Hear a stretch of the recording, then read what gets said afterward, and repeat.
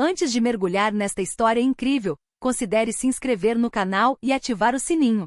Cada história aqui tem algo a dizer, e você não vai querer perder nenhuma. Maya Johnson, 23, tinha acabado de completar um capítulo monumental em sua vida, 5 anos exigentes em Instituto de Tecnologia de Massachusetts, MIT, onde ela não só se destacou, mas terminou promoção principal em engenharia mecânica. Seus professores a descreviam como brilhante e rigorosa, mas acima de tudo resiliente.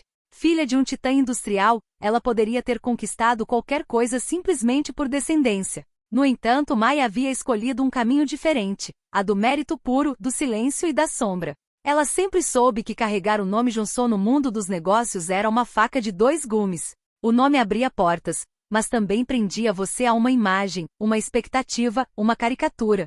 Ela não queria ser a filha do chefe, ela queria ser Maya, engenheiro, inventor, construtor. É por isso que quando ela decidiu se candidatar a um estágio na Tecnologias Lockheed, a empresa fundada por seu próprio pai, ela escolhe esconder sua identidade.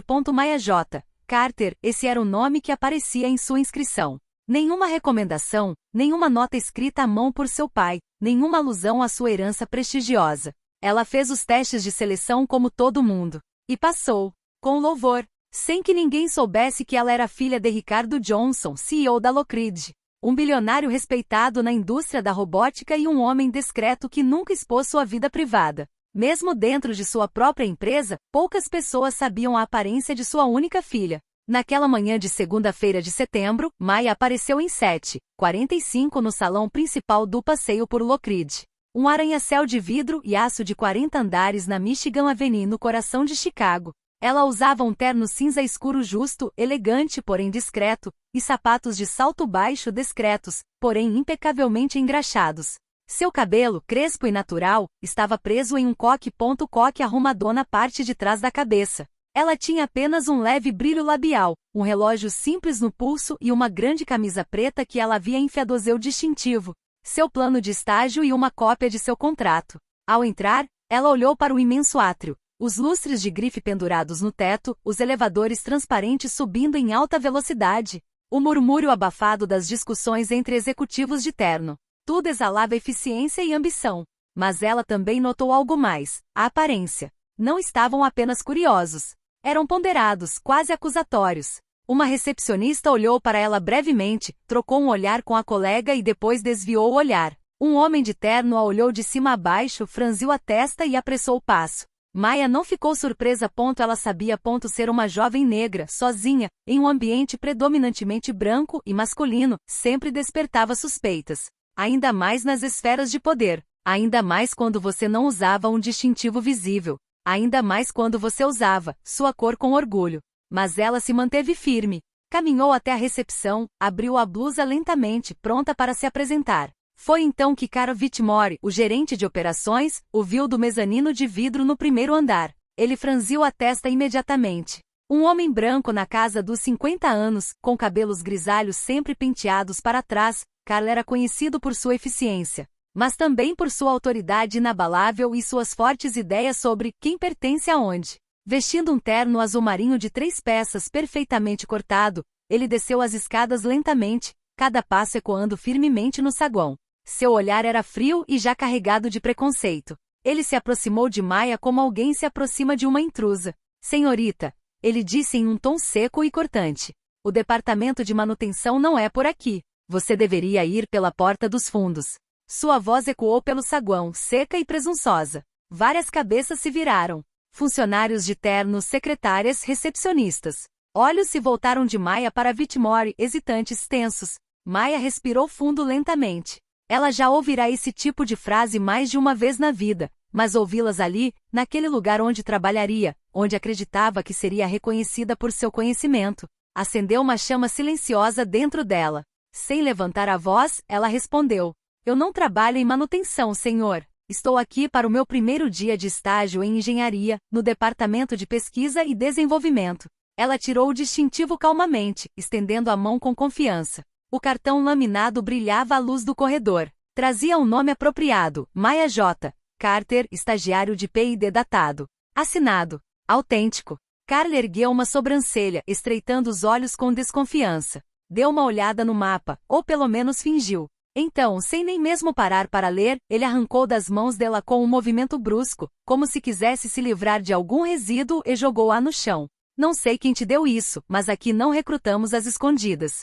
Cai fora. Sua voz elevou-se um pouco. Cortou o ar como um chicote. Maya ficou paralisada por um segundo. Seu coração acelerou, mas seu rosto permaneceu impassível. Ela se abaixou lentamente para pegar seu crachá. Ao redor deles, o espaço estava congelado. Funcionários pararam de andar. Alguns fingiam verificar seus celulares.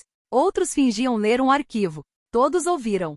Todos viram. Ninguém se moveu. Quando ela se levantou com o distintivo na mão, Carl, subitamente vermelho de raiva, levantou o braço abruptamente. Eu disse para você sair. E sem aviso, num gesto brusco, brutal, descontrolado, ele lhe deu um tapa. O som ecoou pelo corredor como um trovão. Um suspiro coletivo abalou os espectadores. Alguém até foi ouvido soltando um "meu Deus" em voz baixa. O choque foi mais mental do que físico. Maya cambaleou meio passo. Sua bochecha formigou. Ela levou a mão lentamente à pele. Seus dedos tremiam, mas ela estava de pé. Ela levantou a cabeça. Não ia chorar. Não ali. Não agora. Não na frente dele. Seu olhar encontrou de Whitmore. Um olhar profundo e intenso, carregado de uma dignidade que ele não conseguia compreender nem quebrar. Você acabou de cometer um erro terrível. Ela disse em voz baixa, calma, mas gélida. Whitmore riu nervosamente, como se quisesse disfarçar sua confusão. Balançou a cabeça, cruzando os braços, ainda acreditando que tinha a situação sob controle. Sério? Um erro? Vai prestar queixa? Boa sorte, senhorita Carter. Você não tem ideia de onde foi parar. Este é o mundo real. Não os seus lindos ideais universitários. Ele deu um passo para trás, confiante, como se o assunto estivesse resolvido. Como se aquele tapa público e humilhante fosse desaparecer nos corredores do medo e do silêncio. Mas o que ele ainda não sabia era que cada palavra, cada gesto, cada respiração desta cena tinha acabado de ser capturada por câmeras de segurança, sobre 2 celulares discretamente levantados, e por uma presença invisível que mudou tudo. O pai de Maya, Richard Johnson, tinha acabado de entrar no salão, e ele tinha ouvido tudo.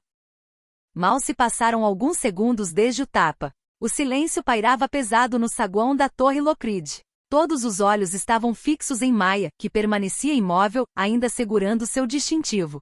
Sua respiração era calma e controlada, mas seus olhos brilhavam com um brilho desafiador. De repente, ouviu-se o som familiar de elevadores, como uma sinfonia anunciando uma mudança decisiva. As portas se abriram lentamente, e 3 seguranças uniformizados de preto rapidamente se afastaram para deixar entrar um homem imponente por sua estatura e presença. Ricardo Joinon apareceu. Alto e elegante num terno preto de corte impecável, com o cabelo grisalho impecavelmente penteado, ele caminhava com uma segurança serena. Seu rosto, marcado pelos anos, mas imbuído de serenidade, dominava a multidão de funcionários que naquele momento se endireitaram como um só. Até Carl Whitmore, tão seguro de si até então, empalideceu. Seu maxilar se contraiu, seus olhos revelando um medo repentino. Senhor CEO, uma voz sussurrou, quase como uma respiração. Richard não respondeu. Seu olhar se deteve brevemente em Whitmore, antes de se fixar gentil, mas firmemente em Maya. Ele avançou em sua direção, passo a passo, como se quisesse protegê-la, mas sem perder um pingo de sua autoridade. E Maya? Ele sussurrou, sua voz vibrando com emoção reprimida. O que aconteceu? Maya, ereta, orgulhosa, sem uma única lágrima, respondeu com um simples aceno de cabeça em direção a Whitmore. Antes que Maya pudesse dizer uma palavra, Whitmore falou, tentando retomar o controle da situação. Esta mulher entrou no local sem autorização. Tive que intervir com firmeza para tirá-la de lá. Ela alegou fazer parte do programa de P&D, claro, isso é completamente falso. Richard virou-se lentamente para ele, com uma calma quase gélida nos olhos. Falso, hein?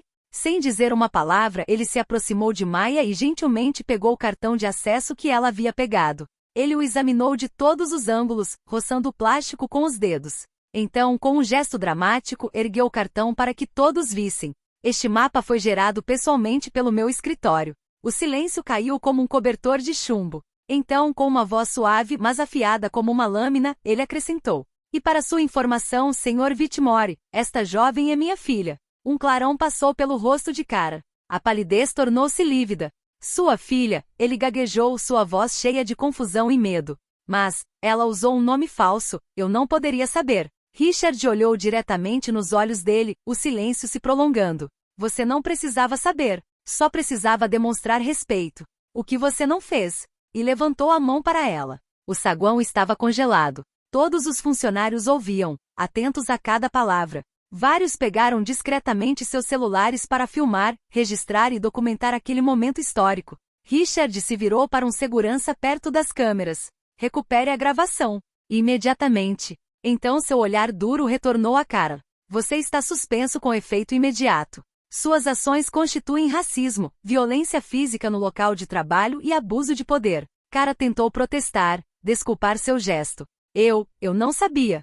Me desculpe. Mas Richard balançou a cabeça lentamente, implacável. Você se arrepende de ter sido vista, não de ter feito isso. Então ele colocou uma mão suave e reconfortante no ombro de Maya. Vamos lá, menina. Você não precisa provar nada para ninguém. Maya encontrou o olhar do pai, uma mistura de amor e orgulho silencioso. Este momento selou não apenas a sua dignidade reconquistada, mas também o início de uma luta por justiça dentro dos próprios muros dos negócios da família. Na manhã seguinte, ao nascer do sol sobre Chicago, um fenômeno inesperado abalou a internet.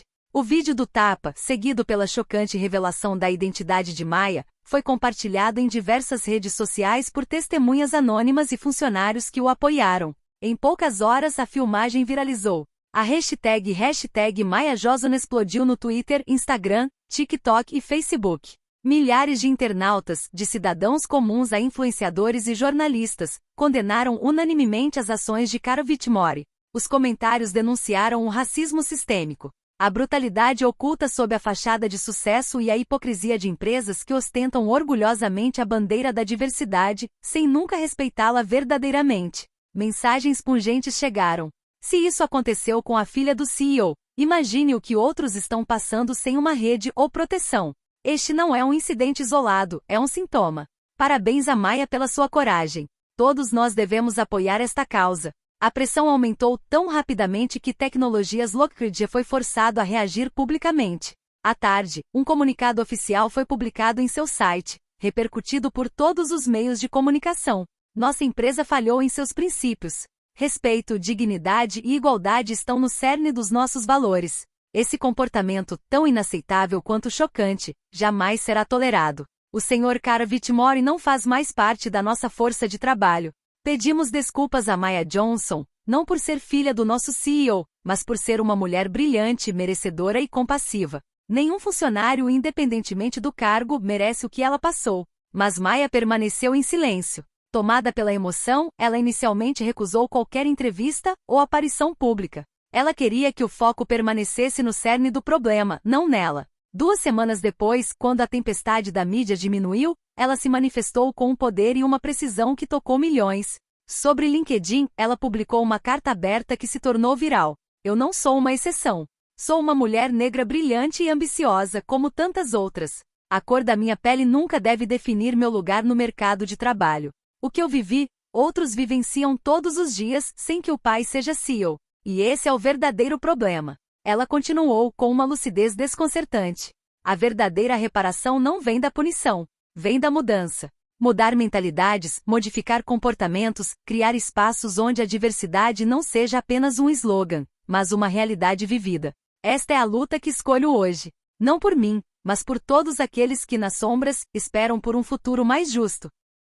Sua mensagem foi compartilhada por milhares de organizações, universidades e empresas comprometidas. Ela ecoou as lutas por igualdade e deu voz àqueles que muitas vezes permanecem invisíveis. 6 meses se passaram desde aquele dia em que o salão de tecnologias Lockheed tremeu sob o peso da injustiça. 6 meses durante os quais Maya Johnson trabalhou com determinação inabalável, movida não apenas pelo desejo de provar seu valor, mas também de transformar internamente um sistema há muito congelado em seus costumes. Esta promoção é uma assistente de gerente de projeto no departamento de robótica não foi apenas um reconhecimento de suas habilidades técnicas. Foi um sinal claro, uma vitória simbólica para todos aqueles que, como ela, muitas vezes tiveram que lutar contra preconceitos invisíveis e persistentes. Mas Maya não estava satisfeita com seu novo papel.